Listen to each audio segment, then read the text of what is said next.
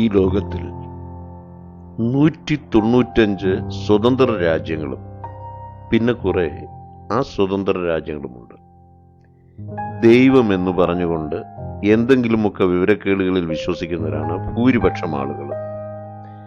ദൈവം സർവശക്തനും സർവവ്യാപിയും സർവജ്ഞാനിയും സർവപ്രപഞ്ചങ്ങളുടെയും സർവചരാചരങ്ങളുടെയും സൃഷ്ടികർത്താവുമാണ്, മാറ്റമില്ലാത്തവനാണ് എന്ന് ദൈവത്തിൻ്റെ വചനം പറയുന്നു.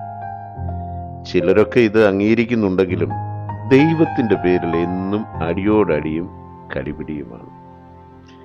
ദൈവം സ്വർഗസ്ഥനായ നമ്മുടെ പിതാവാണെങ്കിൽ നാം ദൈവത്തിൻ്റെ മക്കളാണ്.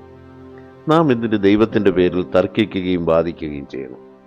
നമുക്ക് ദൈവത്തോട് പ്രാർത്ഥിക്കാം, സർവപ്രപഞ്ചങ്ങളുടെയും സർവചരാചരങ്ങളുടെയും സൃഷ്ടാവായ ദൈവമേ, അങ്ങയെക്കുറിച്ചുള്ള ശരിയായ അറിവ് തന്ന് ഞങ്ങളെ സഹായിക്കണമേ.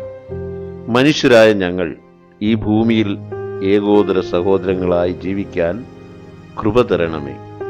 അന്ധവിശ്വാസങ്ങളിൽ നിന്നും അനാചാരങ്ങളിൽ നിന്നും ഞങ്ങൾക്ക് പൂർണ്ണമായ മോചനം തരണമേ. വ്യർത്ഥമായ വാദതർക്കങ്ങളിൽ നിന്ന് ഞങ്ങളെ വിടുവിക്കണമേ. സത്യം കണ്ടെത്താൻ കൃപ തരണമേ. മറ്റുള്ളവർക്ക് ഞങ്ങളാൽ ആവും വിധം നന്മ ചെയ്യുവാനും മറ്റുള്ളവരുടെ ഉന്നമനത്തിൽ സന്തോഷിക്കുവാനുമുള്ള ഒരു ഹൃദയവിശാലത ഞങ്ങൾക്ക് തരണമേ. ദൈവവിശ്വാസം എന്ന പേരിലുള്ള എല്ലാ അബദ്ധധാരണകളുടെയും ഊരാക്കുടുക്കിൽ നിന്ന് ഞങ്ങളെ രക്ഷിക്കണമേ. സത്യത്തിൻ്റെ പാതയിൽ നിർവ്യാജ സ്നേഹത്തിൻ്റെ കൊടി പറത്തി ഒരു വിശുദ്ധ ജീവിതവുമായി നിത്യതയിലെത്താൻ ഞങ്ങളെ സഹായിക്കണമേ. ഞങ്ങളുടെ ഈ പ്രാർത്ഥന കേട്ടതിന് നന്ദി. യേശുവിൻ്റെ നാമത്തിൽ പ്രാർത്ഥിക്കുന്നു.